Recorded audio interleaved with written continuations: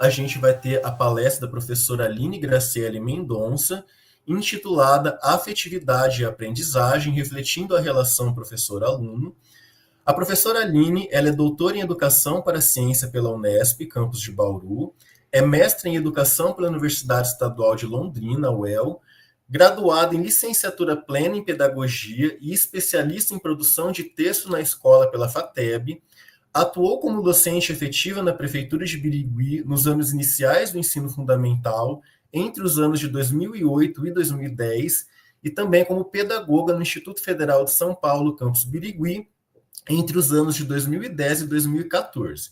Atualmente, a professora Aline é docente com dedicação exclusiva do quadro efetivo do Instituto Federal de São Paulo, campus Birigui, no qual já atuou como docente e coordenadora do curso de formação pedagógica de docentes de educação profissional em nível médio, e atualmente ela leciona nos cursos de licenciatura em matemática e licenciatura em física aqui do campus Birigui, além de participar do grupo de pesquisa de psicologia e educação matemática da Unesp.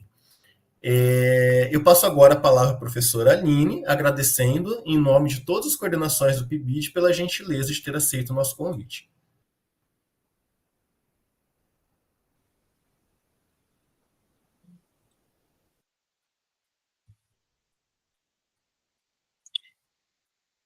Boa noite a todos e a todas.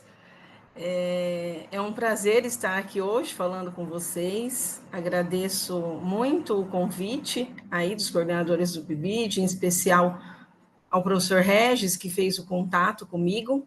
Antes de eu iniciar a minha fala, eu gostaria de só confirmar se está aparecendo a minha tela aí para vocês, o meu som, se está tudo ok. Se alguém poderia confirmar para mim aí se está tudo ok. Tudo certo, Está aparecendo tanto a tela quanto a sua imagem. Então tá joia, ótimo. Bom,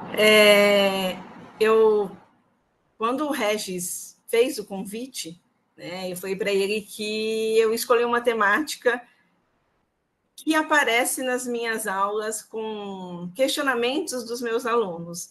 Então, aí, alguns exemplos, os alunos que tiveram e têm aula comigo já conhecem, peço desculpas, mas é um bate-papo, é um diálogo sobre essa temática da afetividade e a aprendizagem na perspectiva aí da relação professor-aluno, é isso que eu pretendo trabalhar. Antes de iniciar os conceitos aqui, que eu quero dialogar com vocês, é importante pontuar, o Regis fez a minha apresentação enquanto formação acadêmica, mas eu sempre gosto de falar, quando eu estou em público pela primeira vez, que eu escolhi ser professora, que eu amo ser professora, apesar de todas as dificuldades, apesar de ser uma profissão laborosa, como diz a Veiga, é uma profissão gratificante, e é importante quem está me ouvindo, tem pessoas aí de várias cidades, pessoas que nunca me viram, saber disso, né? Então, quem vos fala é alguém que ama a educação, e eu hoje pretendo compartilhar um pouquinho da minha experiência enquanto professora, falando dessa temática que eu acho tão importante, que é a questão da afetividade, da aprendizagem na relação professor-aluno. Eu começo falando sobre a questão da afetividade. Não daria, né? A gente teria que ter uma palestra só para falar sobre o conceito de afetividade, mas, como eu falei, meu foco é a relação professor-aluno. Eu trago aqui o conceito de afetividade a partir de uma perspectiva histórico-cultural, em especial de Vallon, que vai postular, né, que a afetividade faz parte da psicogênese da pessoa completa, e aí ele fala que a afetividade refere-se à capacidade, à disposição do ser humano de ser afetado pelo mundo externo e interno, por sensações ligadas a tonalidades agradáveis ou desagradáveis. Então, ele coloca a afetividade como tudo que nos afeta. Então, vai muito além de apenas amorosidade. Às vezes, o contrário de amorosidade também afeta, né, os alunos. Eu lembro a primeira vez que eu fui trabalhar com essa temática no ensino superior, e um aluno falou para mim, eu sempre conto isso para os meus alunos, Um aluno falou para mim, você fala de afetividade. Para você, pedagoga, é muito fácil falar de afetividade. Você vai lá, abraça as crianças, está tudo certo. Eu falei, nossa, mas o que vocês compreendem de afetividade? Afetividade seria só carinho, né? Seria abraçar as crianças?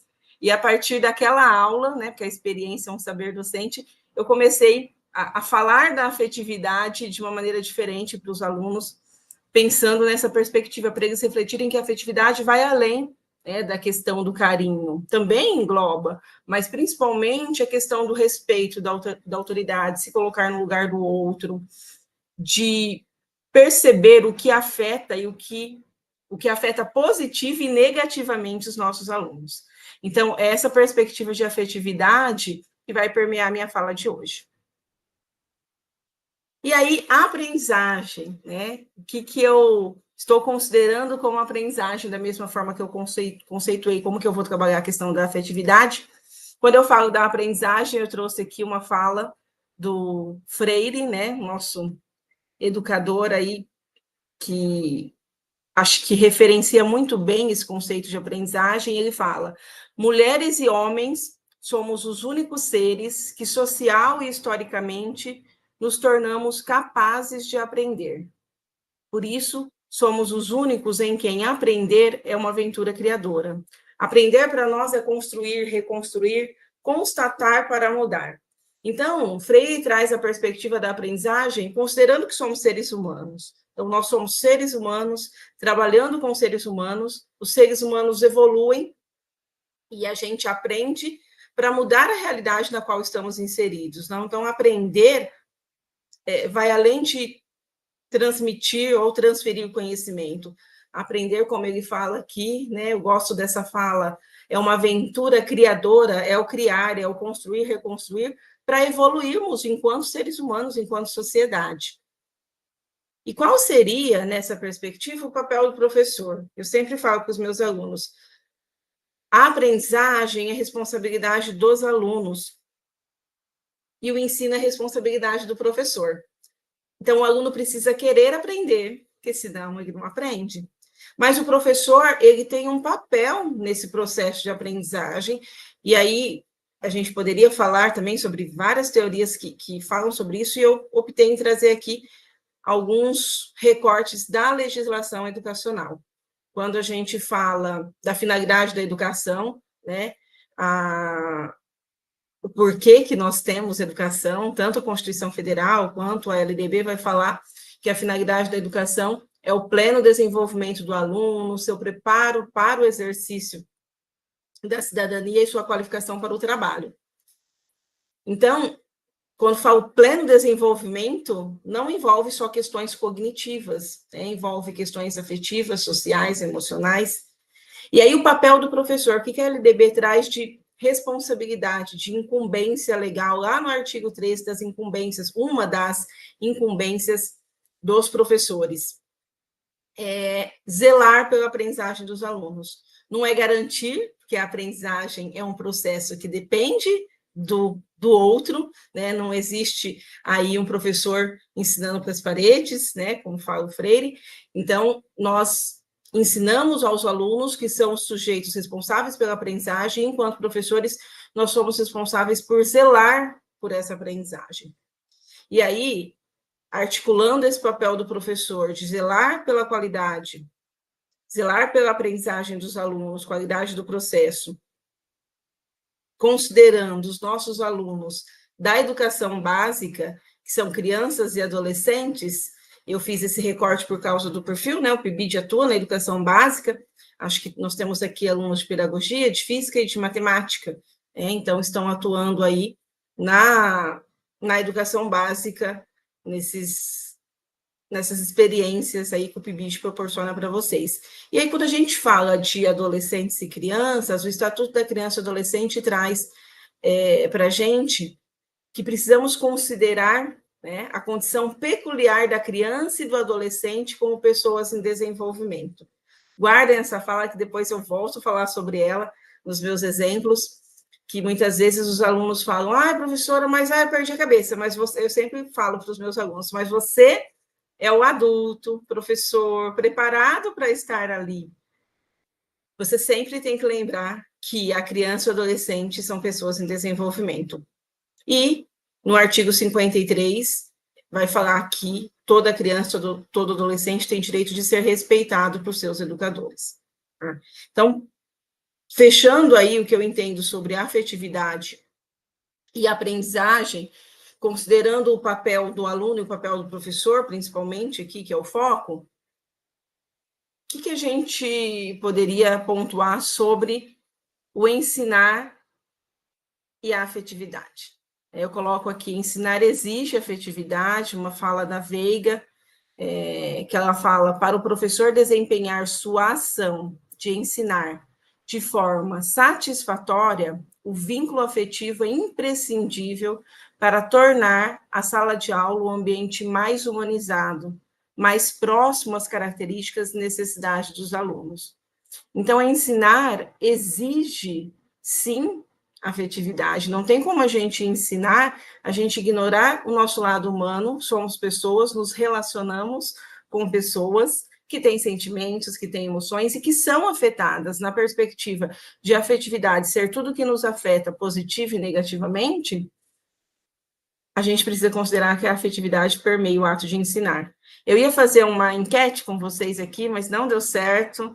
É uma pena nós não pudermos, né, não estarmos aí presencialmente, mas eu ia questionar vocês, né, o que afetou vocês enquanto alunos, positivo e negativamente, durante a trajetória acadêmica de vocês, e o que afetou vocês enquanto estagiários ou enquanto professores, positivo e negativamente também, de falas de alunos, porque os professores também são afetados, né? Numa relação professor-aluno, o aluno afeta o professor e o professor afeta o aluno.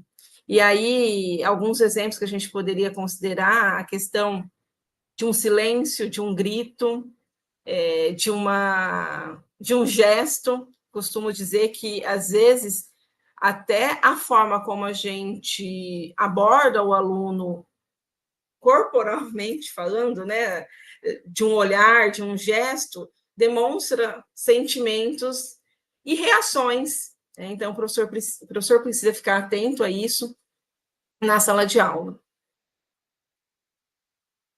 E aí o Freire, né, é certeiro nessa página que ele fala: precisamos aprender a compreender a significação de um silêncio, ou de um sorriso, ou de uma retirada da sala, o tom menos cortês com que foi feita uma pergunta.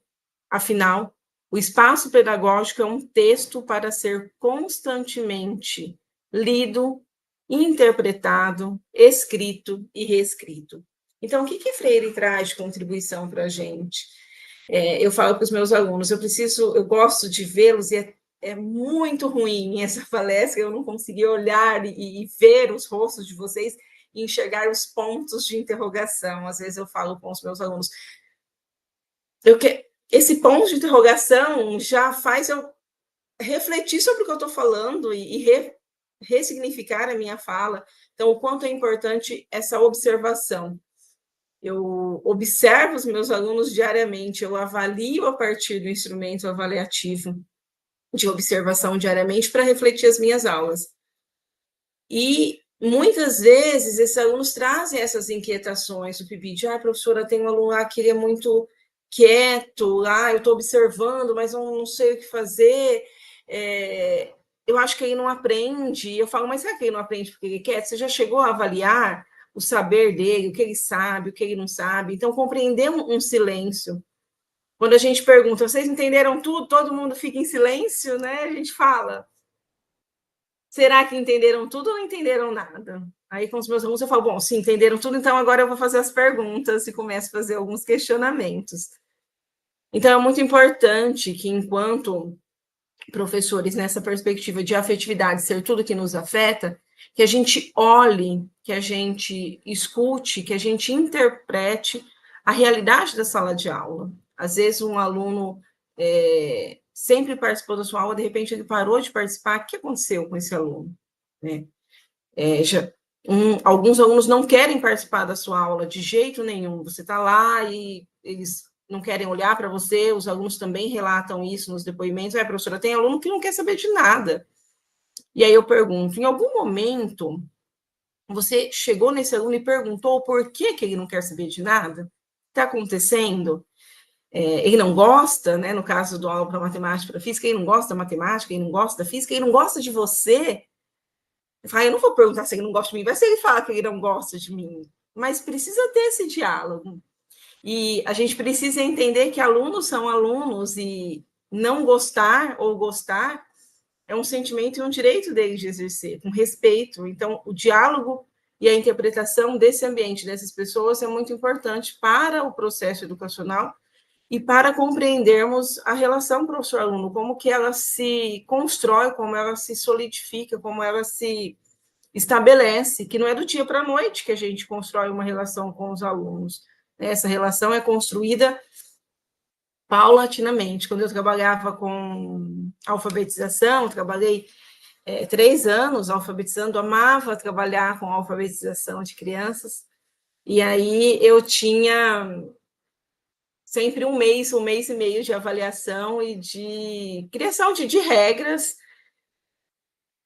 e demorava tudo isso para eu estabelecer um vínculo afetivo com os meus alunos, no mínimo uns 2 meses. Então, antes disso, eu ainda estava na surpresa, nas interpretações, nos sustos. Meu Deus, não imaginava isso. É importante esse olhar nosso cuidadoso, como o Freire bem pontua. E aí ele complementa, quando entro em uma sala de aula, devo estar sendo um ser aberto a indagações, a curiosidade, as perguntas dos alunos, as suas inibições, um ser crítico e inquiridor, inquieto em face da tarefa que tenho, a de ensinar e não a de transferir conhecimento. E aí eu volto a colocar a figura do professor aqui nesse processo, que muitas vezes nós não estamos abertos às críticas, às indagações dos nossos alunos. Às vezes um aluno faz um questionamento, fala, mas que pergunta, já expliquei, acabei de explicar isso, você está me perguntando de novo? E aí esse aluno nunca mais faz pergunta, e o outro que ouviu isso também nem se atreve a fazer perguntas. Então, qual o espaço, enquanto educadores, enquanto professores, que estamos oferecendo aos nossos alunos para que o diálogo ocorra? Eu percebo, quando eu dava aula para crianças, eu tinha que pedir para os meus alunos não falarem tanto, eu tinha que falar, calma, um de cada vez, porque as crianças falam, as crianças se expressam, as crianças perguntam. E aí chega no ensino superior, ninguém mais fala, ninguém mais pergunta.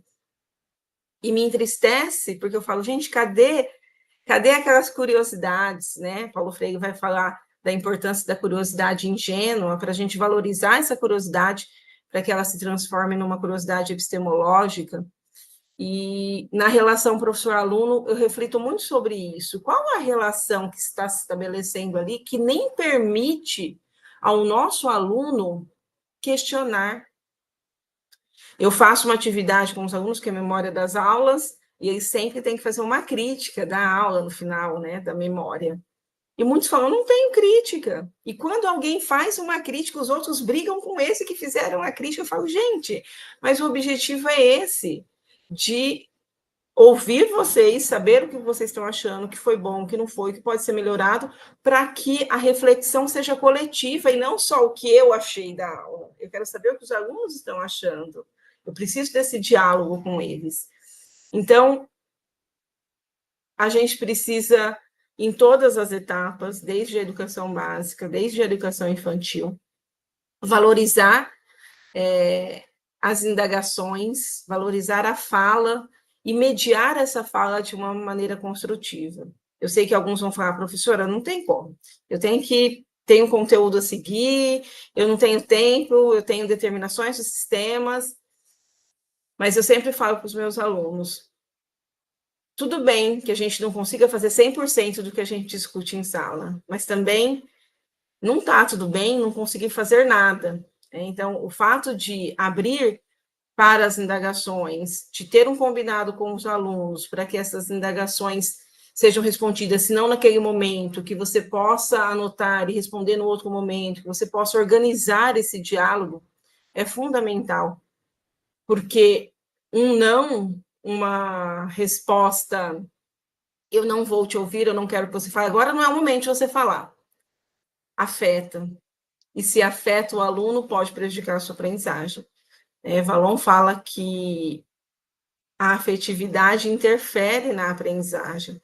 E isso a gente precisa considerar no relacionamento, onde que a gente permite que o aluno se expresse e que seja afetado positivamente, que esse é o objetivo, que os alunos sejam afetados positivamente para que a aprendizagem ocorra com mais qualidade. É nessa relação professor-aluno, é no diálogo, é na permissão, evitando, por exemplo, chamamentos como... não sei seu nome, é o moleque, o menino aí do fundo. Então, qual é o seu nome? Quem é você? Alguns falam para mim, professora, mas é impossível eu memorizar o nome de todo mundo. Tenho 6 turmas, 40 alunos em cada uma, não consigo.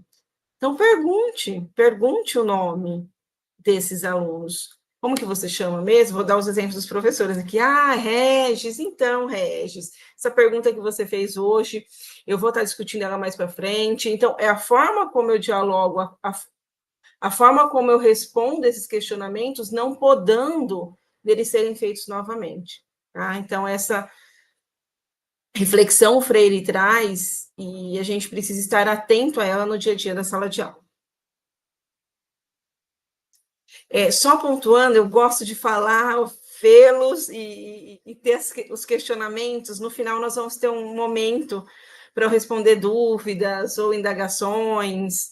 Enfim, então, vocês podem estar postando, né, no chat. Eu não tenho acesso a ele no momento, mas os professores vão estar anotando e aí eu vou respondendo no final. Vou abrir um momento para a gente dialogar um pouco sobre as falas, ok? Então, falar de afeto é falar de relações, como eu já falei para vocês. Precisamos melhorar os nossos níveis de vínculos conosco, com o outro, com o ambiente, com a vida. Eu costumo dizer aos meus alunos, se você não quer ser professor, não seja professor. Seja feliz sendo professor, então queira ser professor. E quando o Rabelo fala sobre isso, ele escreveu um artigo, eu deixei lá nas referências depois, os textos que eu estou trabalhando, que fala sobre a ludicidade, a importância da ludicidade na formação de professores. E aí ele traz a ludicidade não como uma técnica, vamos passar jogos para as crianças, ele traz a ludicidade nessa compreensão mais ampla de afetividade,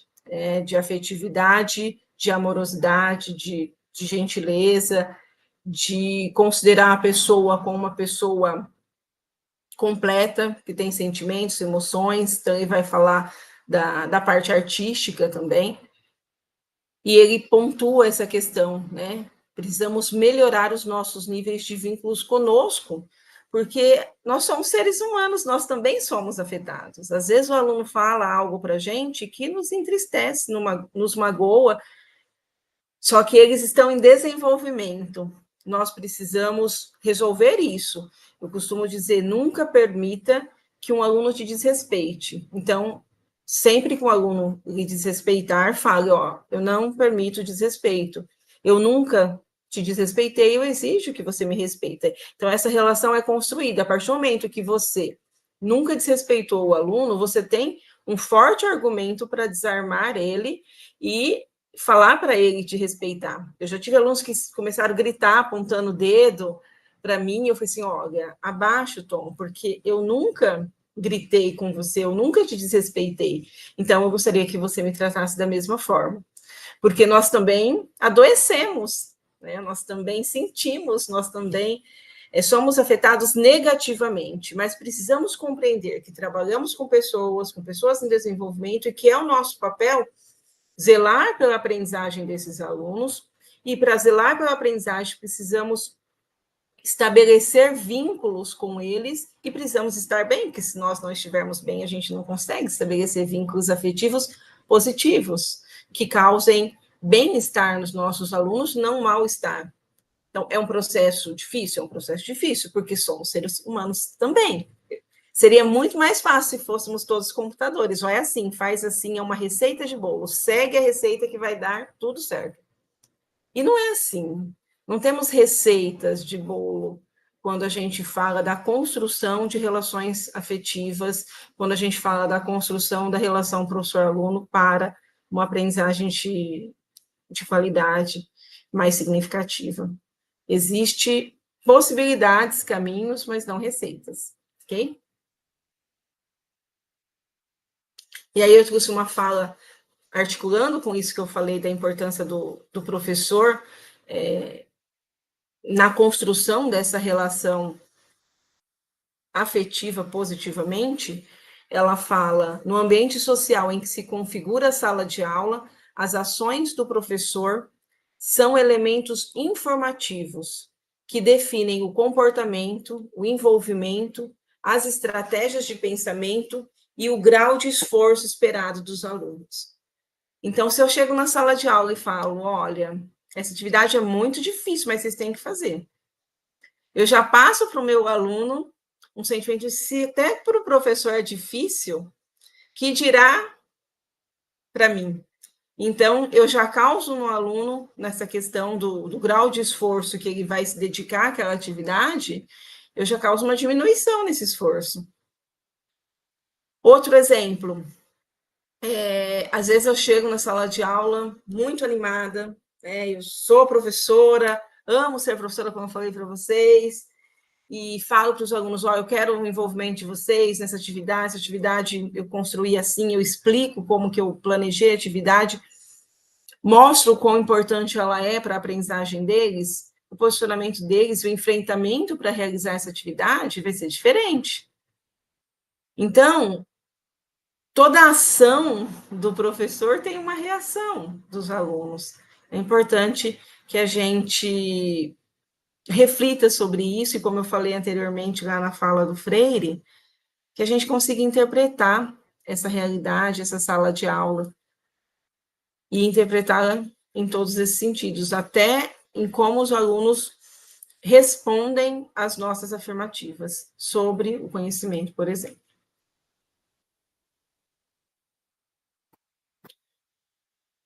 E aí, retornando aqui à questão do professor, né, a relação afetiva, a Veiga vai falar, né, sobre o ensinar exige afetividade, ela fala, a relação afetiva com os alunos depende de múltiplos fatores não afetivos, tais como fatores sociais, econômicos, culturais, pedagógicos e os ligados às precárias condições de trabalho e de vida de alunos e professores.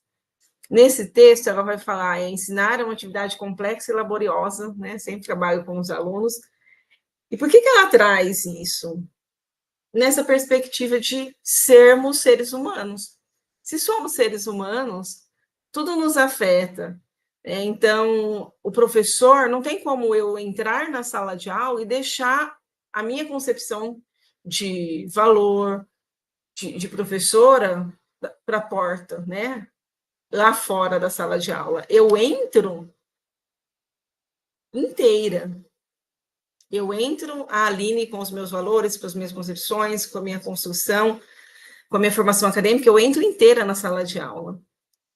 E isso afeta os meus alunos, positivo ou negativamente. E a mesma coisa os alunos. Se o aluno está com problema em casa, com problema com o namorado, mas no caso dos adolescentes, né, que passam por várias transformações psicológicas, biológicas, que a afetividade é preponderante aí, de acordo com o Vallon, às vezes, para ele, algo é absurdamente influenciável, afeta ele muito, ele está lá aos prantos, e para você, meu Deus, aconteceu isso, mas isso não é nada. Então, às vezes, algo externo, que não tem a ver com o conhecimento, que não tem a ver com a sua relação com ele, não tem nem problema com você. Só que naquele dia ele trouxe um problema pessoal dele que está afetando ele por inteiro, porque ele também vem inteiro para a sala de aula. Ele vem com seus problemas, ele vem com seus anseios, e aí o professor precisa compreender que isso vai interferir na aprendizagem daquele aluno naquele momento. E aí os meus alunos falam, então agora eu tenho que virar psicólogo de aluno? Eu falo, não, você não tem que virar psicólogo de aluno, você tem que compreender o seu aluno. Assim como você tem que compreender você, que tem momentos que você também não vai estar bem enquanto professor na sala de aula. Então, compreender que o aluno é um ser humano, que tem problemas e que esses problemas estarão sendo refletidos no dia a dia da sala de aula. A escola, a sala de aula é um reflexo da sociedade, né? Então, é importante considerarmos isso.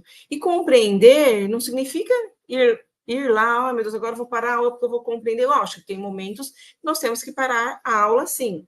Mas compreender lá, assim, você não está bem hoje? Ok, né? Depois a gente conversa, encaminhar para algum atendimento se for necessário, dar uma atenção, e não simplesmente, eu não quero nem saber desse aluno, não aprende de jeito nenhum, faz uma semana que não quer nem fazer nada.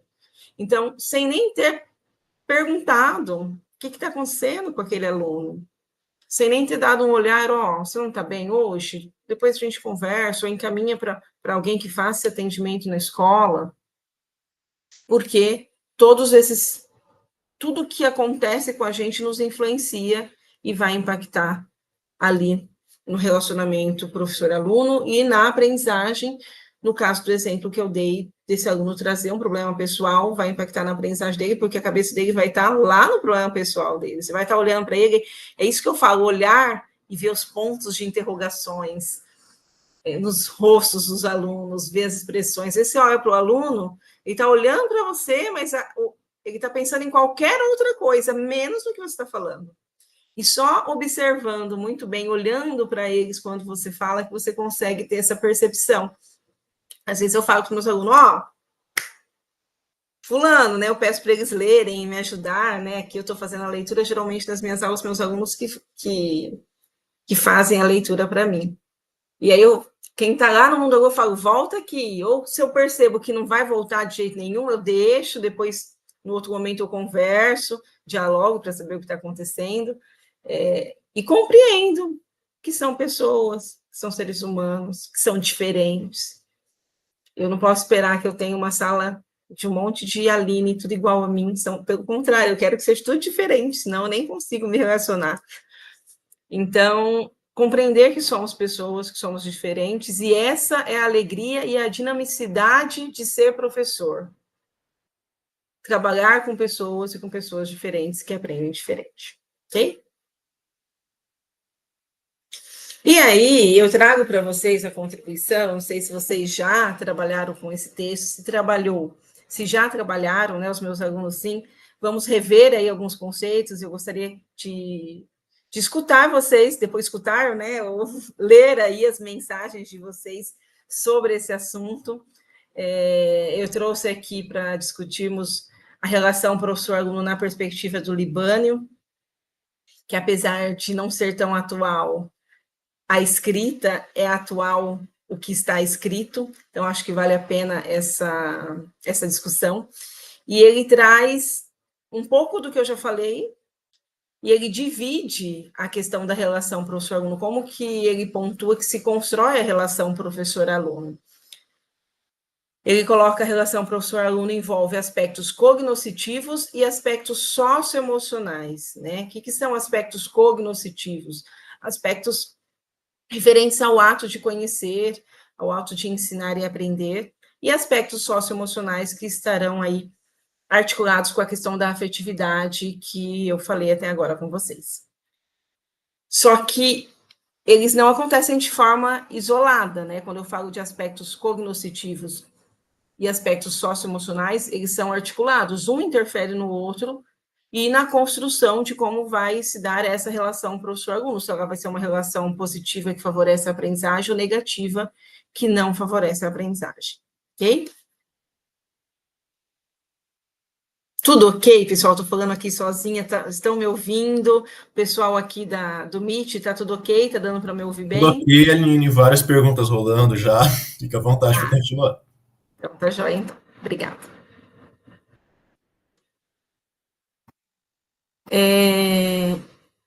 Eu começo falando dos aspectos cognoscitivos.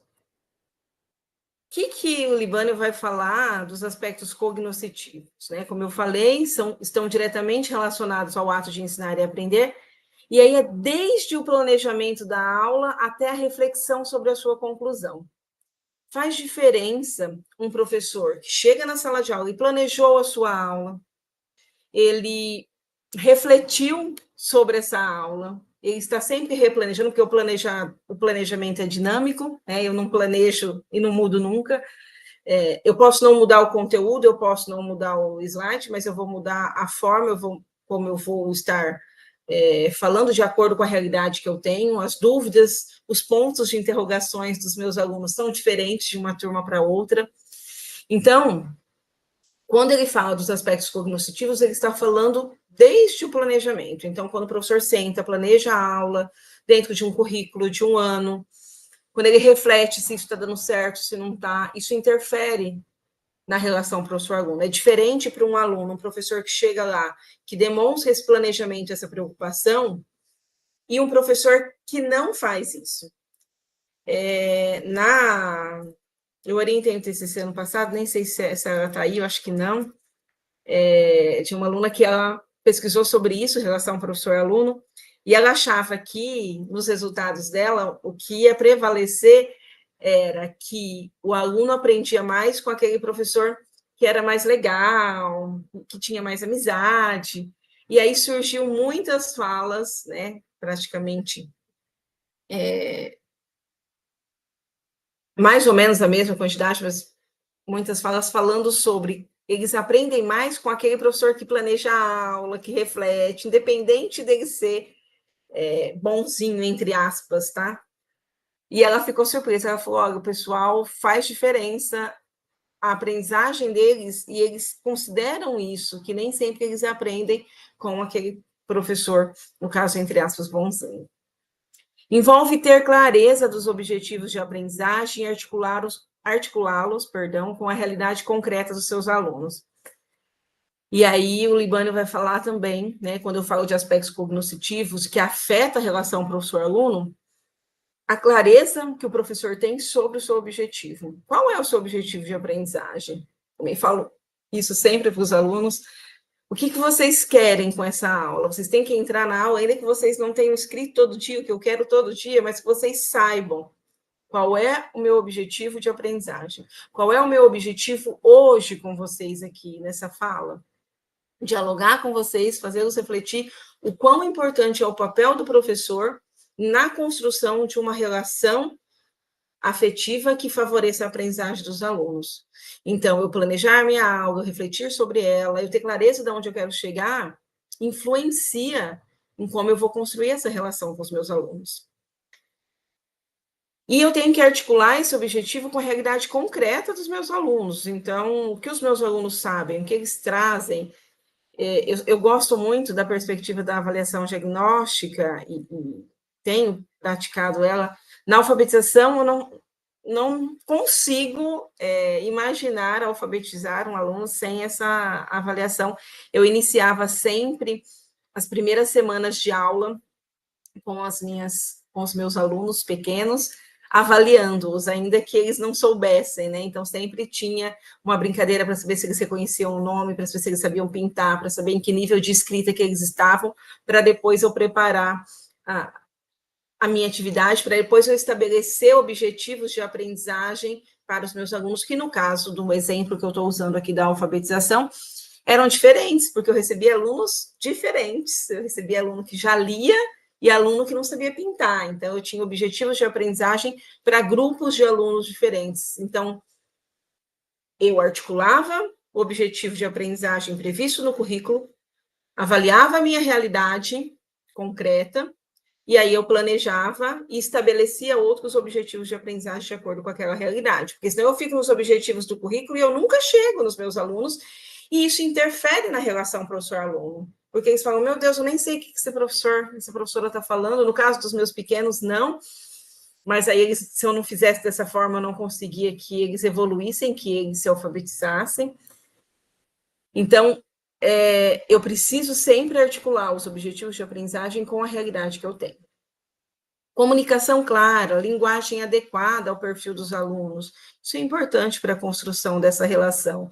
Então, vocês percebem que a relação professor-aluno, ela se constrói gradativamente. Eu não consigo fazer tudo isso em um dia, né? Às vezes, os meus alunos vão substituir professora, foi uma catástrofe, eu fui substituir lá, os alunos não me respeitaram, eu não consegui fazer nada. Você fala que tem que fazer isso, mas não tem como, não existe, isso é utópico. E eu falo para eles, olha, em um dia sem substituto, de fato é utópico no sentido de impossível e não de esperança, tá? Só tentando diferenciar aí, que eu sou muito da utopia articulada à esperança e não à impossibilidade, mas aqui nesse exemplo estou usando a questão da impossibilidade.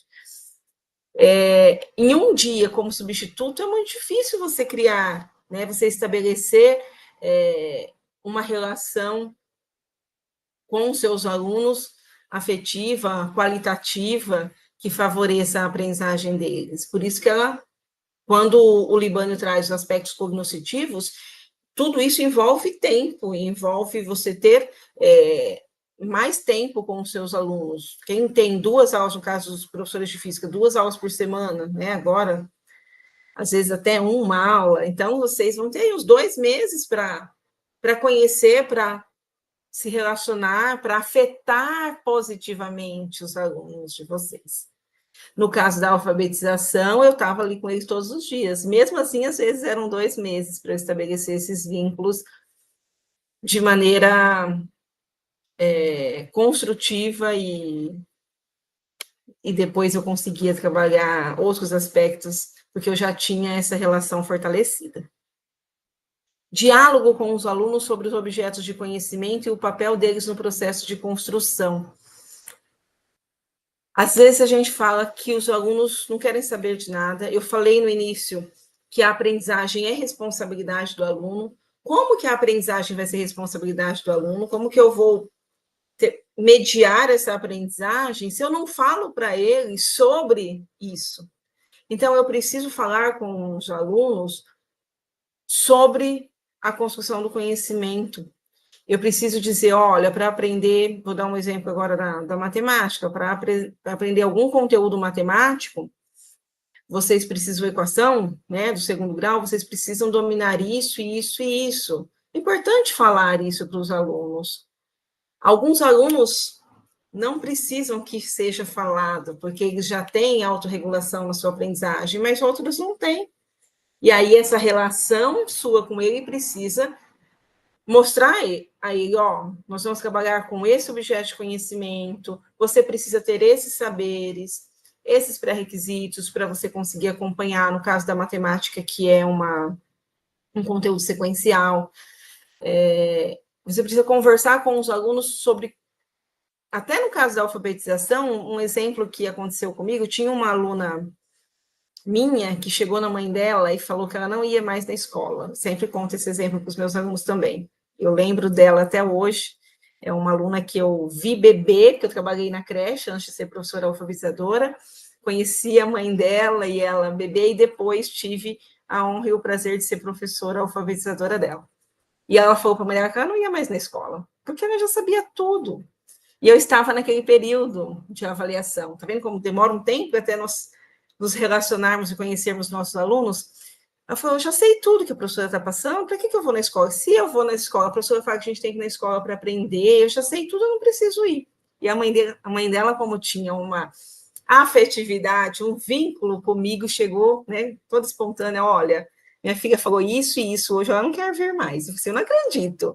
Ela participa de tudo, é uma aluna super ativa, e como eu conhecia bebê, tinha uma relação já construída anteriormente. E aí foi um espanto para mim aquela fala, né? No próximo dia eu já mudei tudo, já comecei a trabalhar diferenciado com ela, e ela falou, nossa, isso até eu não sei, professora. Eu disse, então vamos começar a aprender coisas diferentes, que motive você a aprender. E aí, depois disso, né, não tive mais problema, sempre tive esse olhar para ela, nessa perspectiva de passar algo que fosse desafiador. Então, o diálogo sobre os objetos de conhecimento, até com os pequenos, é importante e favorece a relação. Se essa mãe não tivesse falado comigo, se eu não tivesse mudado e conversado com essa aluna, entendido, né, essa fala dela de não querer ir para a escola, era uma aluna que eu não ia conseguir construir um vínculo afetivo e um relacionamento que favorecesse a aprendizagem no decorrer do ano, certo? Que vontade de ver os rostos de vocês, mas vamos lá. E aí os aspectos socioemocionais, né? Relação professor-aluno, nessa perspectiva que o Libânio traz dos aspectos socioemocionais, como eu falei anteriormente, referem-se aos vínculos afetivos entre professor e alunos e se relacionam com as normas e exigências objetivas que regem a conduta dos alunos na aula, no caso da disciplina. E o Libânio, ele vai falar desses vínculos afetivos, ele pontua no texto dele, não é para sermos pais, mães dos nossos alunos, não é uma relação maternal-paternal, é uma relação de professor-aluno que tem respeito, que tem empatia, que tem esse olhar, que se preocupa com o que vai afetar positivamente ou negativamente o meu aluno. Então, ele ressalta essa questão, né? Eu lembro que quando eu trabalhava com alfabetização, também falava, olha, os alunos vinham, ô tia tem essa característica, esse amor de se chamar de tia, né? Mais próximo. Eu falava, não sou tia, vamos construir essa relação afetiva com a palavra professora, né? E aí era professora, era pro, e eu conseguia construir isso e desmistificar a questão do tia. Porque a relação professor-aluno, ela envolve o cuidar, né? É responsabilidade nossa, enquanto professores, cuidarmos dos nossos alunos na educação básica, porque eles são pessoas em desenvolvimento, e a finalidade da educação é o pleno desenvolvimento do aluno.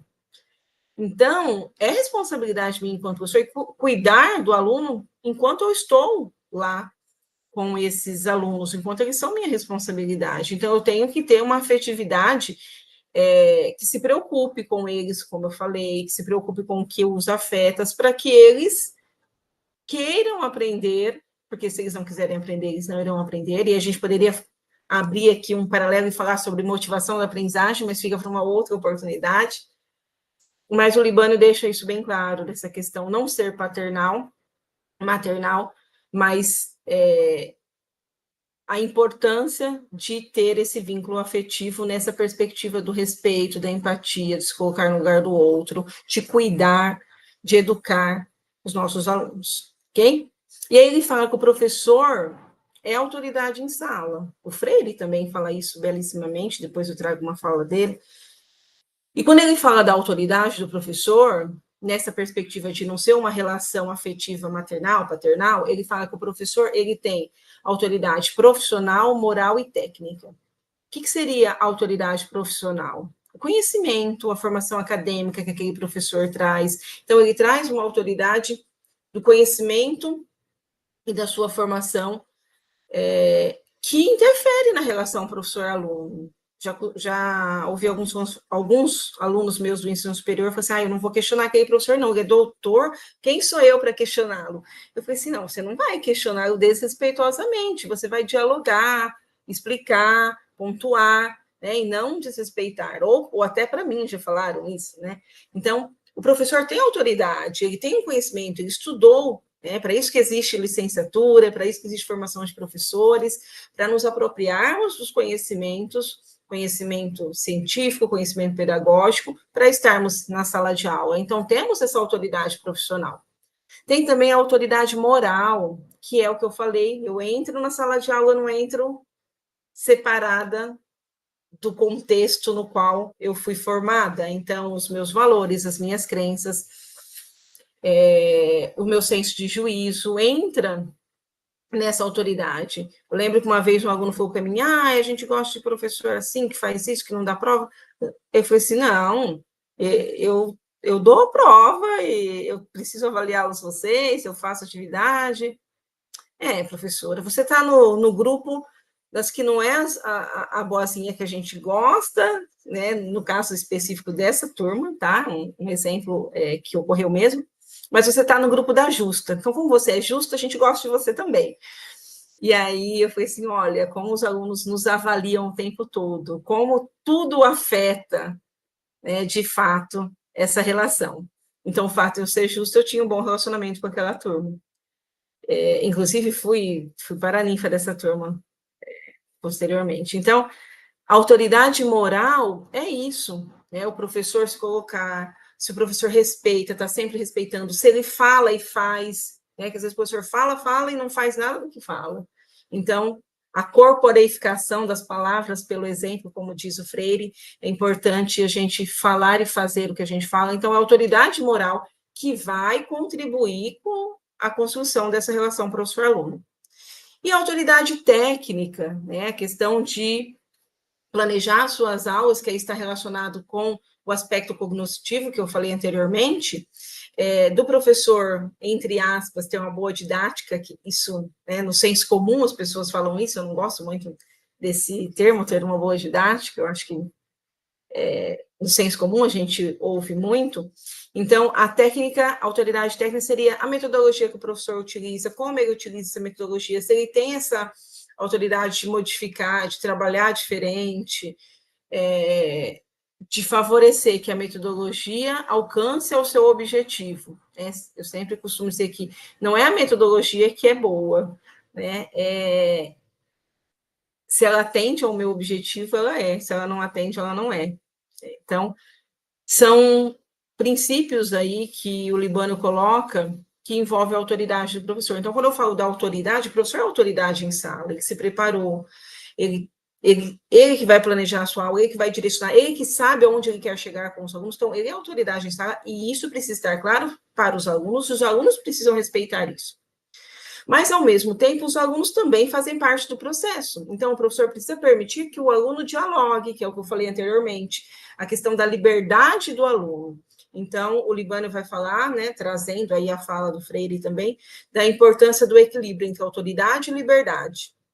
Então, eu sou autoridade em sala, mas eu permito um diálogo respeitoso de ambas as partes com os meus alunos. Isso vai favorecer a relação professor-aluno, articulando com a questão que a gente falou antes, do cuidar, do se preocupar, de ter empatia. Então, é um equilíbrio, e não existe receita para isso. Às vezes você fala algo para o aluno, quando você vê, nossa, já falei, e aquele aluno te odeia durante o semestre inteiro por conta daquela sua fala. E por mais que você tente, né, depois voltar, às vezes você consegue, às vezes não, porque não tem receita para esse equilíbrio entre autoridade e liberdade. Às vezes você está lá, meu Deus, preciso terminar esse conteúdo, e aí você já deixou os alunos participarem, e aí o aluno quer falar uma última coisa, um desabafo, e você não percebeu, não interpretou aquilo, e você fala, olha, você pode esperar um pouquinho, né, na próxima aula está acabando, eu vou fazer o fechamento, na próxima aula você fala, na próxima aula você fala, você chama, e aí, vamos compartilhar? E fala, nem lembro mais o que eu ia falar. Comigo acontece, né? Os alunos que estão aí sabem que acontece isso, e aí eu falo, errei. Às vezes é aquele aluno que nunca falou e, poxa, eu poderia ter feito isso. Então, a gente vai aprendendo, né? Experiência é um saber docente, a gente vai aprendendo tudo isso. E é importante sempre se preocupar com esse equilíbrio. Enquanto professor, eu estou exercendo a minha autoridade, estou permitindo a liberdade dos meus alunos, estou conseguindo fazer um equilíbrio entre isso, ou eu estou exercendo o autoritarismo ou a licenciosidade, porque se eu saio da autoridade, eu estou exercendo o autoritarismo. Se eu sou, né, se eu vou para a liberdade demasiada, eu estou promovendo a licenciosidade, como diz o Freire. Então, autoridade é diferente de autoritarismo. O Libânio fala, a autoridade deve fecundar, né, deve fazer nascer a relação educativa e não cerceá-la e não podá-la. Então, quando ele coloca que os aspectos socioemocionais envolvem vínculos afetivos, envolve autoridade, envolve a liberdade do aluno, essa autoridade, que eu comentei anteriormente, ela tem que favorecer a construção dessa relação e não podar. Então, é importante a gente pontuar isso. E aí o Freire vai falar, a afetividade não se acha excluída da cognoscibilidade, ou seja, não se acha excluída do ato de conhecer, do ato de ensinar e aprender. Elas estão interligadas porque somos seres humanos, seres históricos, que nos desenvolvemos, que aprendemos para a transformação da nossa sociedade. Agora, o que não posso, obviamente, permitir é que a minha afetividade interfira no cumprimento ético do meu dever de professor no exercício de minha autoridade. Não posso condicionar a avaliação do trabalho escolar de um aluno ao maior ou menor bem-querer que tenha por ele. Eu tinha uma professora que eu não me dava muito bem com ela, porque ela me afetava negativamente muito na graduação. Eu lembro que ela estava corrigindo as avaliações, ela olhou, corrigiu a minha prova na minha frente, acertou tudo, olhou para mim, essa prova é sua? Aí ela olhou bem para mim e colocou uma nota baixa, né? O mínimo que precisava ser aprovado. E aí ela quis dizer, tá vendo? Se você não gosta de mim, o problema é seu, aqui quem manda sou eu. Ela exerceu o autoritarismo e ela diminuiu a minha nota porque ela não gostava de mim, porque nós tínhamos um atrito, foi na graduação, nós tínhamos um atrito ali. Então, Paulo Freire vai falar que a gente não pode fazer isso, nem ao contrário, mas eu gosto tanto, aquele aluno é tão meu amigo, né? Às vezes os alunos lá do PIBID, teve um aluno que falou, professora, eles são todos meus amigos, como que eu faço para chamar a atenção deles, para falar que eles não podem fazer isso, mas eles são todos meus amigos? Eu falo, não, você precisa separar, né? Você não pode permitir que essa afetividade interfira no seu cumprimento e na sua autoridade, como eu mencionei anteriormente. A minha abertura ao querer bem significa a minha disponibilidade à alegria de viver.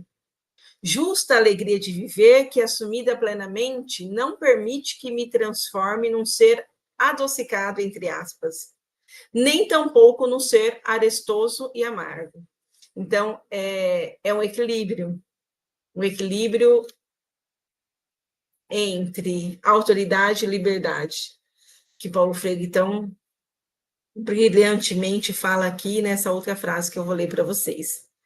O professor que desrespeita a curiosidade do educando, o seu gosto estético, a sua inquietude, a sua linguagem, o professor que ironiza o aluno, que o minimiza, que manda que ele se ponha em seu lugar, ao mais tênue sinal de sua rebeldia legítima, tanto quanto o professor que se exime do cumprimento do seu dever de propor limites à liberdade do aluno, que se furta ao dever de ensinar, de estar respeitosamente presente à experiência formadora do educando, transgride os princípios fundamentalmente éticos de nossa existência.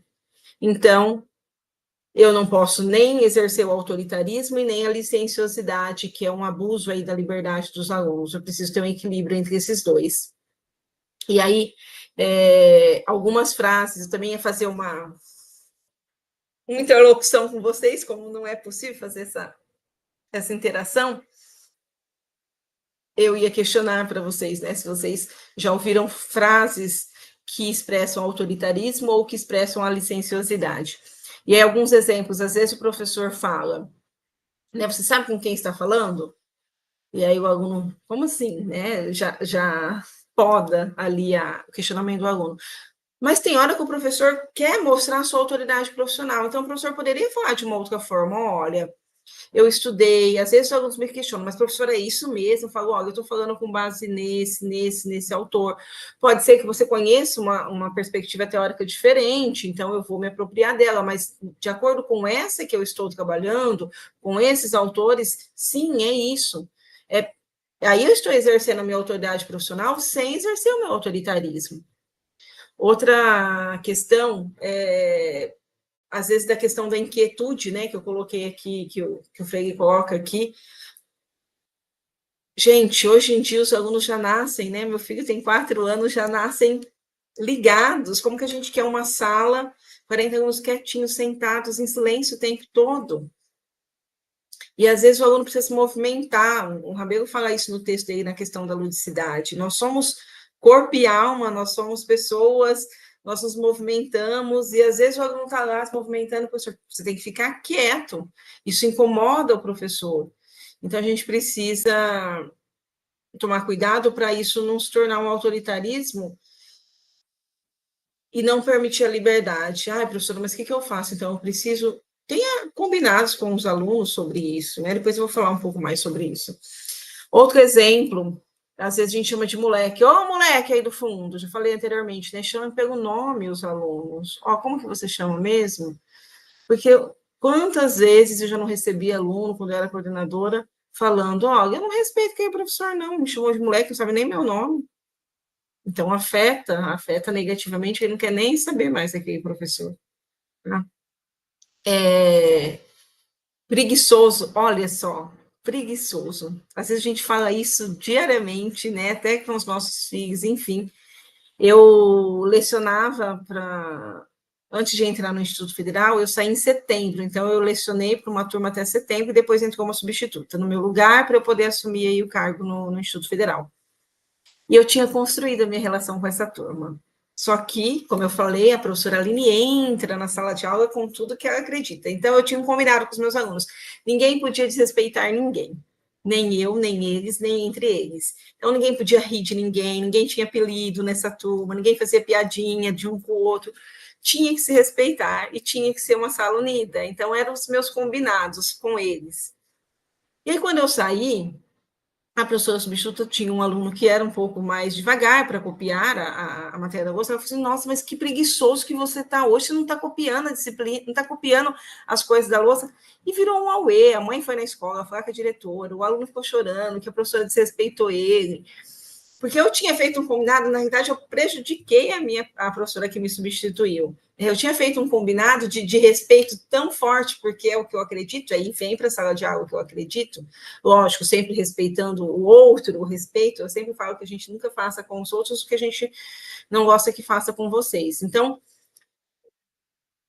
eu tinha esse acordo e acabou até prejudicando a construção do relacionamento afetivo com a outra professora. Então, às vezes, a gente afeta tanto o aluno que ele carrega aquilo para sempre, que afeta o relacionamento com outros professores. Às vezes, tem aluno que não gosta, por exemplo, da matemática por causa de um professor.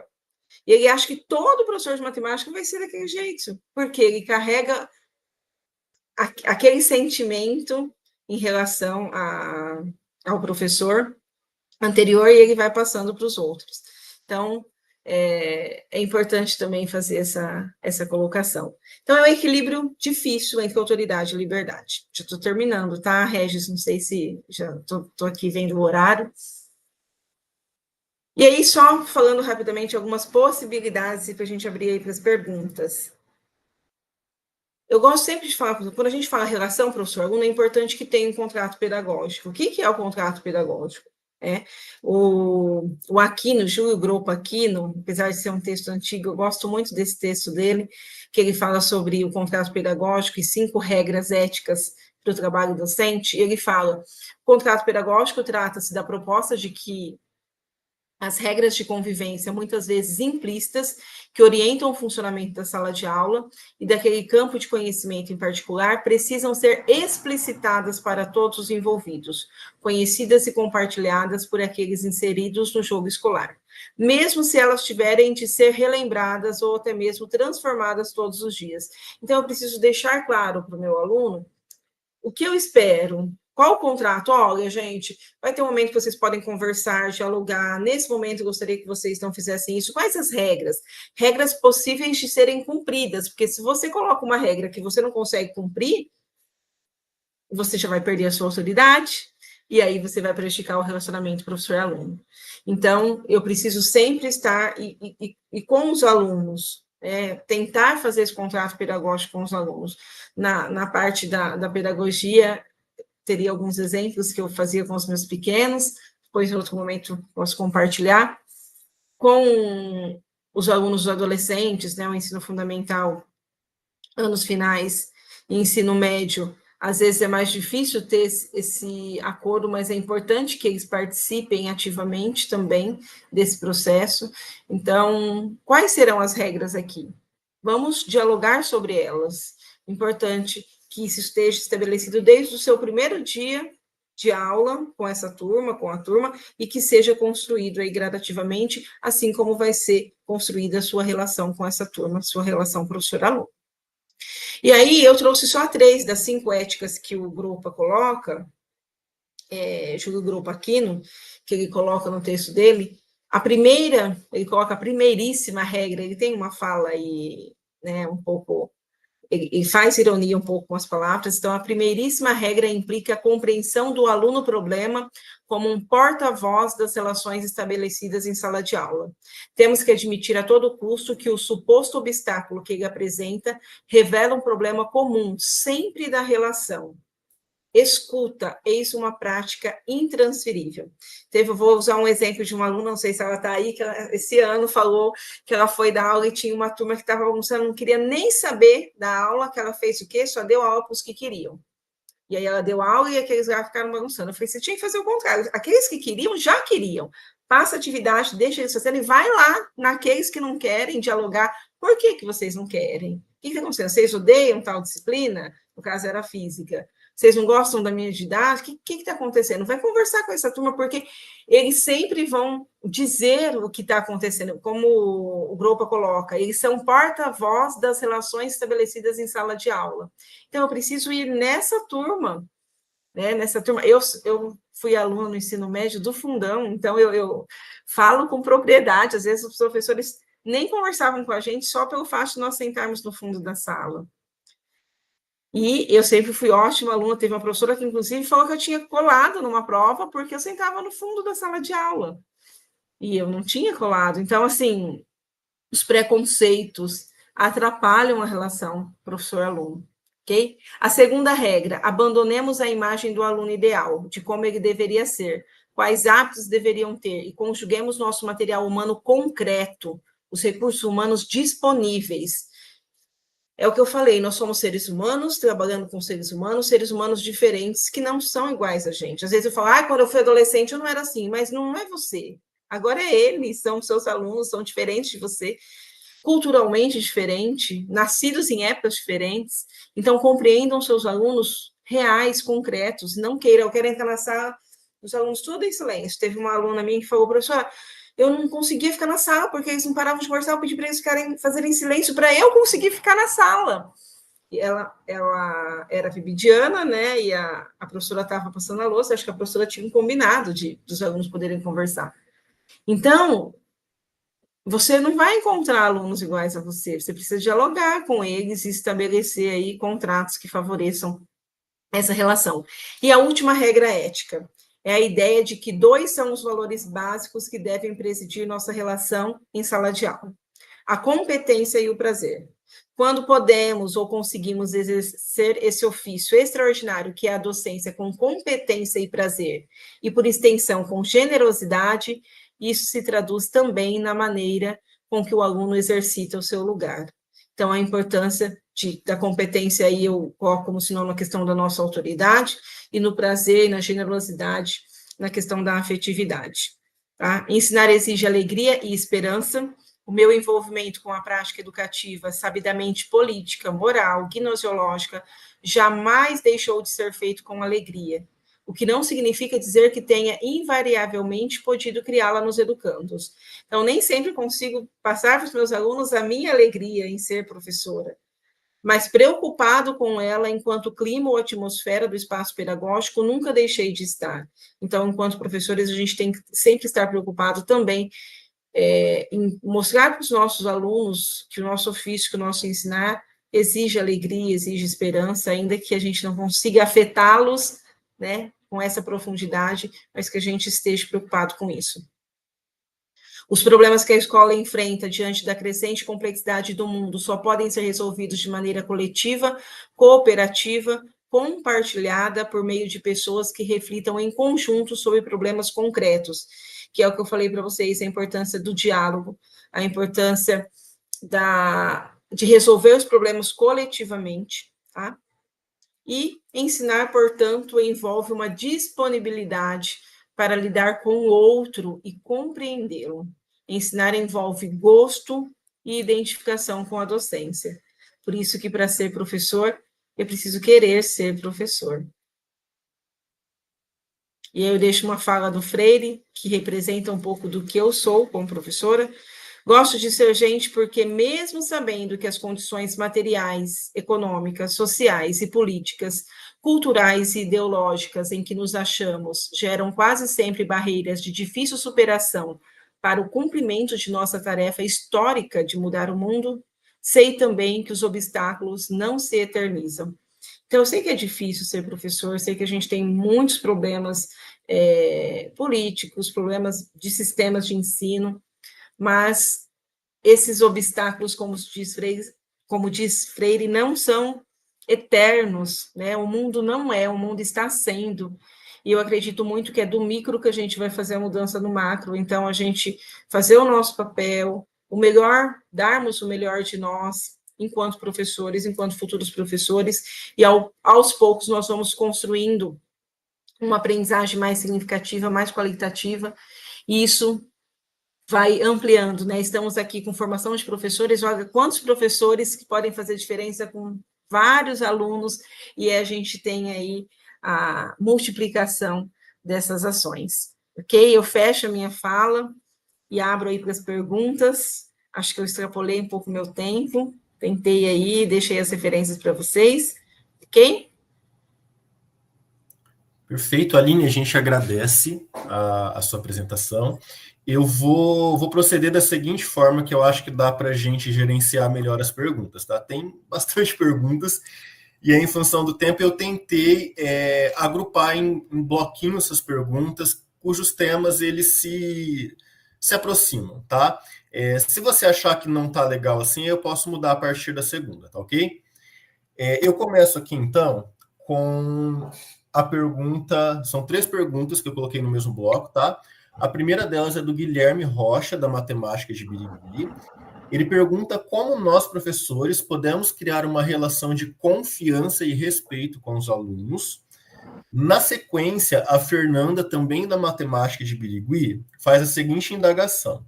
Como você equilibra a necessidade de estabelecer limites e regras com a promoção da afetividade e da empatia? E, por fim, nesse mesmo bloco de perguntas, a Maiara Santos Lima, da Física de Votuporanga. Não, perdão, eu não seria essa, desculpa. Pode responder essas duas, Aline. Coloquei Tá, uma preocupada que não da Fernanda, limites e regras e promoção da da afetividade. empatia e afetividade. Eu acho que eu falei um pouco no final, né, mas sobre isso. E aí, Gui, Fernanda, né, olá, boa noite. Quando a gente fala da relação professor-aluno, como eu falei, não existe uma receita pronta. Não tem como eu falar, faça isso que vai dar 100% certo.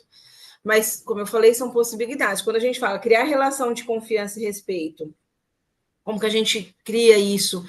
E articulando com a pergunta da Fernanda, como que a gente articula os limites com a afetividade? Se eu entendo a afetividade como tudo que me afeta, se eu entendo que o professor é autoridade em sala, naquela perspectiva que eu falei anteriormente da autoridade profissional, moral e técnica, então eu vou estabelecer no meu contrato pedagógico essas regras. Então, olha, pessoal, enquanto professor, eu tenho essas regras, o que pode, o que não pode, o que é permitido, o que não é, quais as consequências disso. Eu vou estar mostrando para eles a minha autoridade técnica, a minha autoridade profissional, e vou mostrar para eles que isso favorece a aprendizagem deles. Quando o Libano coloca os aspectos cognitivos, de deixar claro para os alunos qual é o objeto de conhecimento, qual é o objetivo de aprendizagem, da clareza e da comunicação, é aí que eu consigo estabelecer esse equilíbrio, que é difícil. E a questão da confiança e do respeito, Guilherme, eu acho que é naquela questão de eu sempre falar e fazer o que eu faço, porque senão eu perco a minha autoridade. Por exemplo, vamos supor que eu proíba os alunos de usar celular, mas eu sempre estou usando celular. Só eu posso, eles não podem. Ou senão eu proíbo de usar celular. Hoje ninguém pode usar celular, tá? Ok, é uma regra. Amanhã os alunos usam, eu não falo nada. Porque eu estou cansada, cheguei, tive um monte de problema em casa, não quero nem saber se eles estão no celular, não estou com paciência de discutir isso com eles. E aí eles usam o celular. Aí chega no outro dia, o que eu faço? Pessoal, já não foi que é proibido o celular? E eles falam, mas ontem a gente usou. Então, eu acho que é você falar e fazer e você colocar regras possíveis de serem cumpridas. Se não forem possíveis de serem cumpridas, refaça as regras e explique sempre para os alunos. Eu acho que o diálogo é a melhor forma de estabelecer tanto a questão da confiança e do respeito, quanto a questão de articular a empatia e a afetividade com limites e regras. Não sei se eu respondi, mas é isso. Legal. Aline, a outra pergunta que eu tinha associado aqui, na verdade, é um comentário que eu achei relevante colocar nesse bloco, porque as duas perguntas do Guilherme e da Fernanda, né? O Guilherme pergunta, né, como que a gente consegue criar essa relação de confiança e respeito. A Fernanda, na sequência, né, ela faz essa relação aí de empatia e afetividade com estabelecimento de regras, limites. E aí a Gabriela, da Física de Birigui, faz o seguinte comentário. Durante a residência pedagógica, a dificuldade dela, então, como que ela consegue criar, estabelecer essa relação de confiança, de empatia, de respeito, se ela sequer consegue lembrar os nomes dos alunos de tantos alunos que ela precisa lidar no dia a dia? Sim, então, é o que eu falei, os alunos falam isso para mim nas aulas. Professor, não consigo nem lembrar os alunos como que... E aí eu falo, né, você pode não lembrar os alunos, porque você tem muitos alunos, mas trate eles com respeito, trate eles pelos nomes. Se você não lembra o nome, quem já foi meu aluno sabe, esses 2 primeiros meses eu fico perguntando, como você chama mesmo? Para conversar com ele. E aos poucos você vai criando esse diálogo. É difícil, Gabi, eu compreendo, né? Nós já tivemos vários diálogos sobre isso, mas é o que eu sempre falo. Às vezes você não consegue 100% do que a gente fala, mas também não conseguir nada, não consegue estabelecer nenhuma relação de afetividade com seus alunos, você entra, dá o conteúdo, não quer nem saber o nome deles, aí você já está se colocando na postura de não construir essa relação. Se você já vai para a sala de aula achando, não consigo construir, não lembro nem seus nomes, então, se eu tenho muitos alunos, não lembro os nomes deles, o que eu posso fazer? O que eu posso articular? Lembra que eu falei? Não existe receita pronta, cada um tem a sua realidade, porque se fossem receitas prontas, não seríamos pessoas, seríamos computadores, né? Tá lá, aperta o ok, tá tudo certo. Não é assim. Ser professor é dinâmico, e isso que é o gostoso de ser professor, os desafios, é trabalhar com pessoas, trabalhar sempre, cada ano, com pessoas diferentes, com problemas diferentes. Então, Gabi, eu compreendo seu desabafo, como eu falei, já escutei de vocês, de outros alunos, esse desabafo, e eu falo para vocês, tente conversar nesse sentido, né, de procurar saber o nome, de como que eu posso estabelecer uma dinâmica para ouvir, pelo menos uma vez por mês, escutar um pouco os meus alunos sobre o processo de aprendizagem, se está dando certo, se não está, observando os pontos de interrogações, olhando sempre, dando aula, olhando, interpretando, os alunos mostram no rosto expressões de sentimentos a todo momento. Às vezes eu falo isso, parece tão distante, e aí teve um aluno, não sei se ele está aí, falou, professora, eu comecei a estagiar e agora eu vejo os mesmos pontos de interrogações que a professora falava. Então, é esse olhar atento, essa percepção para com o outro, é possível. É difícil, mas é possível e contribui para a construção dessa relação. Perfeito. Aline, eu separei agora mais 3 perguntas no outro bloco, tá? Que diz respeito ao desrespeito em sala de aula, tá? A primeira delas é a do Wesley Siqueira, da Física de Birigui.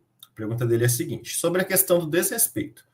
Quando ele é direcionado diretamente ao professor, somos nós quem impomos os limites. Mas e quando houver um conflito entre os próprios alunos? Então, essa é a primeira. Na sequência, a Miriam, da Matemática de Birigui, faz a seguinte indagação: como lidar com a falta de respeito de um aluno dentro da sala de aula, que vai na mesma linha.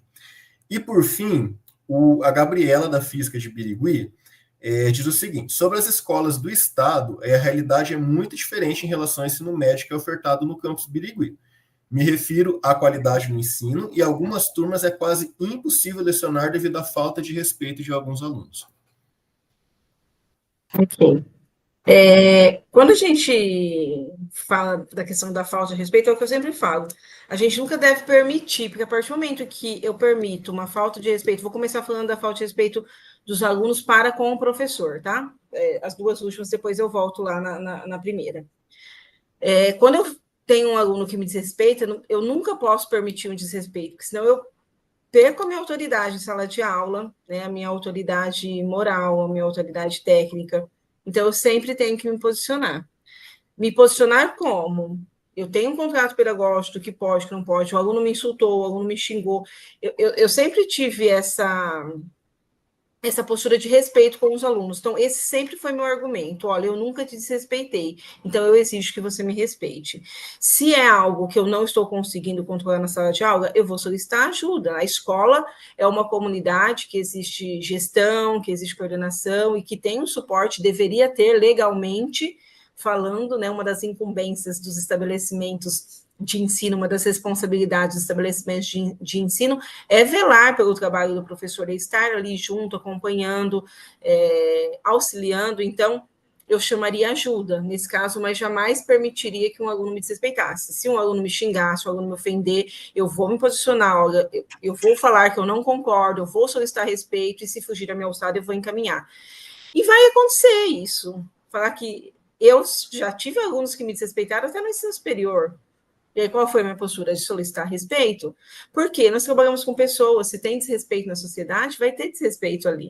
O que a gente não pode é permitir isso, porque uma vez que a gente permite, a gente abre margem e a gente prejudica a qualidade da relação professor-aluno, porque isso vai afetar você negativamente enquanto professor, e afetou você negativamente, todo o seu relacionamento com aquele aluno vai ser ruim, você vai continuadamente afetar ele também negativamente, e aí a situação pode piorar muito, né? Daria até para fazer uma palestra só sobre isso, mas enfim.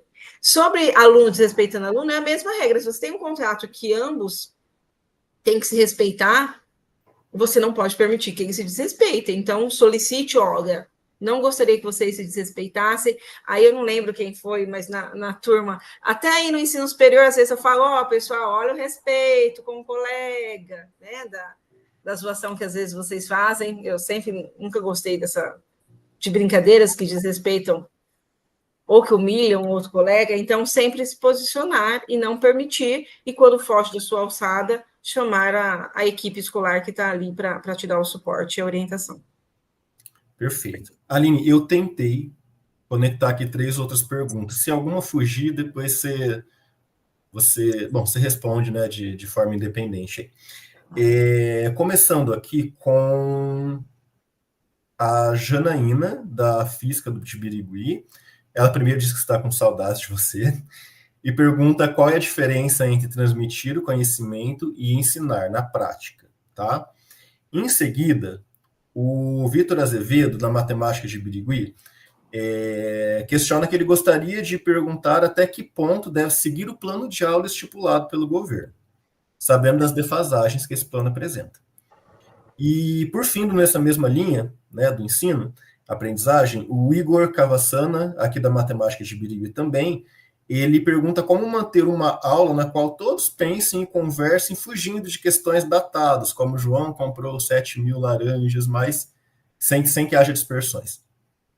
Eu não entendi essa última, Regis, desculpa. Tá. O Igor, como manter uma aula na qual todos pensem e conversem fugindo de questões já datadas, do tipo, João comprou 7.000 laranjas e por aí vai. Como dar uma aula fugindo dessas questões? Bom, vamos lá. Primeiro, oi, Janaína, transmitir. Eu falo para eles isso, né? Talvez ela perguntou, porque eu não consigo fazer a gente não consegue abrir a cabeça dos alunos e transferir o conhecimento. A gente zela, como diz a legislação, zela pela aprendizagem dos alunos. A aprendizagem é responsabilidade dos alunos. A gente favorece, a gente pode propiciar um relacionamento professor-aluno aberto ao diálogo, ao questionamento, a tirar dúvidas. A gente vai planejar essa aula considerando a realidade desse aluno. Então, a gente vai ensinar propiciando a aprendizagem dele, sabendo que a aprendizagem é responsabilidade dele. Então, na prática, transmitir você não se preocupar com o outro lado, não fazer uma avaliação para saber se o aluno está aprendendo ou não. Ensinar não é transmitir, é ensinar, é construir junto com o aluno, é mediar a aprendizagem do aluno. Também daria uma outra palestra, mas acho que isso, sim, também seria isso. Essa questão do plano de aula sempre aparece nas minhas aulas. Como que eu faço? Até que ponto? Eu sempre falo, você é o professor em sala de aula. Se você está lá aí articulando até com a resposta da Janaína, se você está lá na sala de aula, só transmitindo, seus alunos não têm nem os pré-requisitos para entender aquilo, você pode explicar devagar, rápido, de vários jeitos, eles não vão entender, porque eles não têm os pré-requisitos. Qual é a sua concepção de educação? Você está preocupado com a aprendizagem na perspectiva de construir, reconstruir para mudar a realidade? Ou você está preocupado em passar o conteúdo? Porque se for passar o conteúdo, os alunos não vão aprender, porque eles não têm nem os pré-requisitos. Então, aí vai da sua concepção de educação. É a mesma coisa que eu falo para vocês, a questão, às vezes, não tenho escutado mais isso, mas logo que eu comecei a lecionar, alguns relatavam para mim, professor, tem um aluno na escola que fica aguando a horta, porque ele não sabe nada. E eu falava, nossa, mas não tem como fazer uma atividade diferenciada para que ele evolua alguma coisa? Ah, não dá, não, é muito difícil. E aí vai da sua concepção de educação, se você quer deixar o aluno aguando a horta, ou você quer que o aluno aprenda, ainda que essa aprendizagem não seja o estipulado no currículo, mas que ele evolua. Qual é a sua preocupação com o seu aluno? Isso também interfere na sua relação com ele, mostrar que você está preocupado com a aprendizagem, fazer ele entender isso para que ele participe do processo, para que ele faça parte dele, porque a gente não consegue abrir a cabeça do aluno e colocar o conhecimento lá. Então, eu acho que quando você deve interromper o plano de aula, é uma questão pessoal da sua concepção de educação. Se eu estou percebendo que os meus alunos não estão compreendendo e não vai adiantar eu seguir, eu paro e volto e possibilito que pelo menos eles evoluam na construção de algum conhecimento. É uma questão difícil, envolve sistemas, envolve avaliações externas, mas os professores precisam começar a se posicionar, a colocar, a questionar, a conversar mais sobre a proposta político-pedagógica da escola, participar mais dos debates sobre educação. Então, é importante essa participação política, porque toda educação é política no sentido de bem coletivo e não de politicagem, ok? E como dar aulas aqui, fugindo das questões, eu acho que é você articulando exemplos significativos, conhecendo a realidade dos seus alunos, construindo com eles esses problemas. Aí a gente entra em outra questão também das metodologias de ensino, né? Que metodologias mais favorecem a compreensão dos conhecimentos para o seu aluno. Acho que o primordial é você saber qual é o seu objetivo de aprendizagem. O que você espera que os seus alunos aprendam? Como você vai construir isso? Tem que construir a partir da compreensão. A perspectiva de aprendizagem que eu trago é da compreensão e não da memorização. Então, se eu vou trazer algo descontextualizado, não vai favorecer a reflexão e a compreensão do meu aluno. Não sei se eu respondi a pergunta do Igor, eu fiquei em dúvida aí. Ok?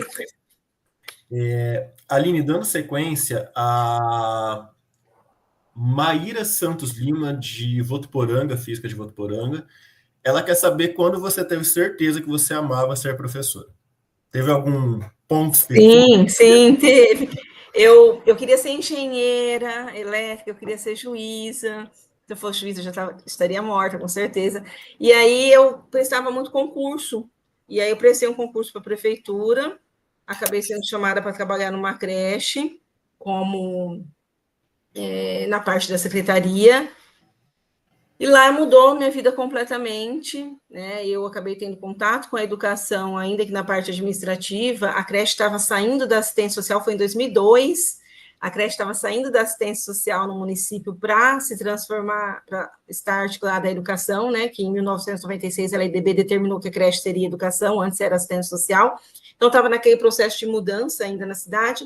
E aí eu fui trabalhar lá, e então eu tinha participações, a coordenadora me colocava nas formações, porque a equipe era pequena, era a secretaria, era só eu e a coordenadora, e tinha eu e a diretora, hoje chama-se diretora, naquela época eu chamava coordenadora.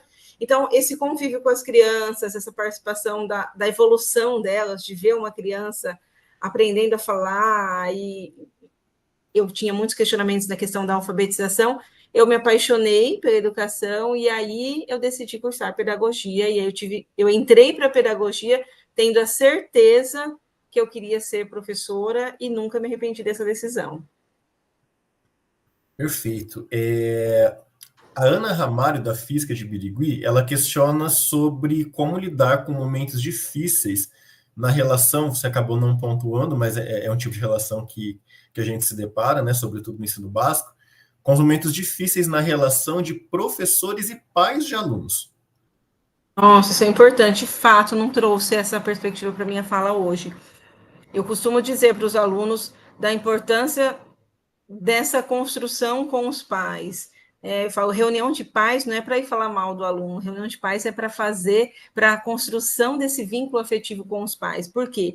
A educação escolar, né, a educação de modo geral, a gente sabe que é responsabilidade dos pais, mas a educação escolar é responsabilidade do Estado e da família. Então, a família também é responsável pela educação escolar.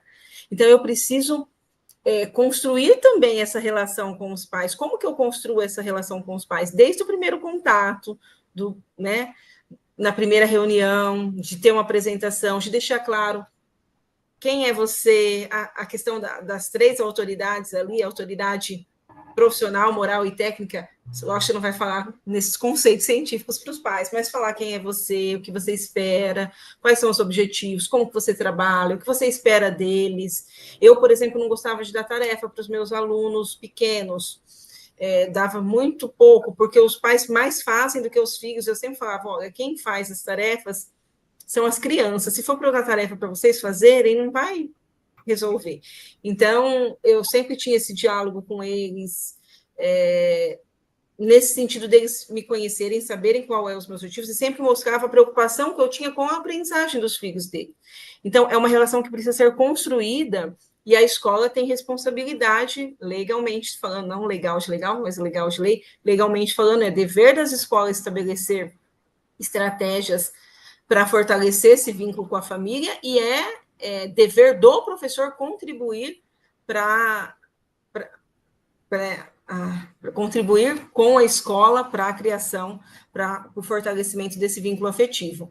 Então, ter reuniões de pais, de fato, para essa construção, para essa apresentação, para esse diálogo. Já comentei com os meus alunos, já tive reunião de pais que eu fiz uma reunião só para dialogar como que eles faziam para impor regras e limites para os filhos, porque tinha uma mãe que virou para mim e disse, eu não sei o que eu faço com meu filho. O que eu faço com meu filho? E eu falava, conversava com ela, assim, calma lá, vamos chamar os pais aí para dialogar sobre isso. Então, é importante conversar com os pais, deixar claro para eles que eles também são responsáveis pela educação escolar, né, trazer a legislação, mostrar para eles isso, e diálogo, respeito, sempre favorece a construção de qualquer relação, seja com o aluno, seja com o pai, sinceridade. Não sei se eu respondi. Sim, com certeza. Na penúltima pergunta, o Matheus, da Física de Birigui, ele questiona como lidar com a falta de atenção e conversa em sala de aula. Será que tornar a aula mais ativa para o aluno seria uma possibilidade? Depende de quem são esses alunos, depende da faixa etária desses alunos. Depende do que tornar a aula ativa, né? Depende de muitos fatores. Com as crianças, eu vou compartilhar que tem uma turma aí da pedagogia, certo? Os meus alunos sempre foram falantes, muito falantes, que a supervisão até falava para mim que os meus alunos eram iguais a mim, todos falantes, mas ela falava isso como algo ruim, né? Ela vinha me dar uma bronca, eu achava o máximo, eu falei, eles vão ser falantes, porque eu quero alunos falantes. E a gente tinha um combinado, eles podiam conversar, dialogar, e quando eu queria atenção, eu cantava música. E eu não gritava, porque se eu gritasse muito, eu já tinha problema nas cordas vocais, eu cantava música, e eles cantavam música, então é a música do silêncio, alguém na sala vai falar, e aí tinha o finalzinho da música que eles cantavam bem baixinho, eles mesmos cantavam super alto, gritavam a música, e no final bem baixinho, todo mundo fazia silêncio, era uma maravilha, ou eu fazia o pam pararã, então eu tinha várias estratégias que eu combinava com eles de silêncio. E aí, com os adolescentes, precisa estar estipulado um contrato pedagógico. Qual vai ser a dinâmica da sala de aula? Isso é a autoridade do professor. Quem vai estabelecer a dinâmica da sala de aula? Senão vira licenciosidade. Vocês podem bagunçar, falar, começa a gritar, começa a chamar a atenção dos alunos, porque não aguenta, não tem um acordo. Então, tem que ter um acordo. Ninguém vai ficar em silêncio 2 horas seguidas, 4 horas seguidas, nem nós ficamos. Então, que regras vocês irão combinar, estabelecer para essa atividade. Isso é um ponto da questão da atenção. Outro ponto é a questão da motivação. Se o aluno não quer aprender, o aluno vai dormir, ele não quer. Aí a gente entraria em outra temática, como motivar os nossos alunos. Eu deixo como sugestão aqui um texto, não está nas minhas referências, não usei, mas um texto do Bisunek, como motivar os alunos, que ele traz algumas estratégias bem interessantes, como sugestão de leitura, que aí envolve outras questões que é importante a gente compreender que são alunos, nem sempre esses alunos vão gostar, no caso da física, da matemática, nem sempre eles vão gostar de física e de matemática, e você precisa aceitar isso, entender isso, e como você pode trabalhar com eles, motivando-os de outras formas, ok? Aline, para finalizar, o Eleandro, da Física de Votuporanga, ele questiona como lidar com o desenvolvimento de aulas em turmas onde existem alunos neurodivergentes. Então, aí é outra palestra também. Eu acho que, como eu falei anteriormente, não existe receita pronta, né? Quando a gente vai para... Nós somos todos, eu acho que essa frase que eu falei, nós somos todos diferentes. Nós não temos alunos iguais, então nós vamos ter na sala de aula alunos diferentes e compreender a diferença como algo positivo. É analisar, avaliar esses alunos, se são alunos, por exemplo, público-alvo da educação especial, que tem um acompanhamento, que exige o acompanhamento legal que eles têm direito, que tenha um projeto, né, de orientação, de ensino individualizado, né, o PEI para esses alunos, mas a escola precisa ter o suporte de um professor. No caso específico, se eu fosse falar, eu ia ter que falar de muitas coisas e daria outra palestra, mas o que eu deixo de comentário sobre essa questão é compreender que todos somos diferentes. Nós sempre teremos alunos diferentes na sala de aula. Sempre entrar numa sala de aula, avaliar os alunos de vocês, como que você pode articular o objetivo de aprendizagem com essa realidade e dar o seu melhor, sempre compreendendo que nós também não somos super-heróis, nós também somos seres humanos. Então, entender e aceitar as nossas limitações para não surtarmos profissionalmente falando, dar o melhor que a gente consiga, buscando ajuda, buscando orientação, estudando. O professor tem que estudar, tem que buscar sempre, tem que cobrar da gestão da escola uma atuação que na lei está dizendo que eles têm que ter, cobrar uma atuação que contribua para a qualidade do seu trabalho. Então, como diz Freire, é uma profissão de luta constante, por isso que eu falo que o professor tem que ganhar sempre muito bem, porque dá trabalho ser professor com qualidade. Então, acho que eu responderia isso. Não tem como entrar em receitas, né? O como aí eu vou ficar devendo, mas sempre ter esse olhar que os nossos alunos são todos diferentes, buscar ajuda, compreender que você também é um ser humano, nem sempre você vai conseguir atingir aos seus objetivos 100%, mas esteja feliz de você estar conseguindo dar o seu melhor e atingir um pouco do que você pleiteia, né? Sempre querer, como Paulo Freire disse, que eu li anteriormente, estar interessado em, estar preocupado em, acho que é importante. Ótimo, Aline. Eu queria só reforçar, então, mais uma vez, em nome de todos os coordenadores dos MIDs envolvidos nesse evento, os nossos agradecimentos aí pela sua palestra. Um tema extremamente relevante. A gente sabe que nós, como ninguém, né, o público aqui presente, sabe que ser professor é uma das, se não a profissão mais desafiadora que existe. E como tal, ela é permeada de conflitos, de interrogações. Ser um bom professor, né, envolve diversas variáveis, e uma delas, né, a gente tem que ter domínio de conteúdo, tem que ter didática, mas, sobretudo, ter em mente o tema da sua palestra, a relação humana que tem que existir entre essas duas figuras para fazer, né, a aprendizagem efetivamente acontecer. A gente tem que ter em mente que a matéria-prima do nosso ofício, né, não é lousa, não é giz, não é livro, são seres humanos, né? E dessa maneira a gente saber estabelecer uma relação aluno-professor da forma mais, enfim, adequada possível é extremamente importante. Eu acho que a sua fala foi extremamente feliz nesse sentido. E eu tenho certeza que trouxe luz aí a muitas interrogações que os alunos têm. alunos não, já professores, muitos deles, né? Então é isso, parabéns, tá? Obrigado. E eu já aproveito para convidá-la aí para futuros trabalhos junto ao PIBID, que vai ser reformulado agora, não vamos ter mais residência, né? A gente costuma trabalhar muito com palestras formativas, pode ter certeza que vai ser muito requisitada aí ao longo dos editais do PIBID aí. Muito obrigado. Imagina, eu que agradeço, Regis, a oportunidade, como eu falei, gosto muito de ser professora, de compartilhar, de dialogar.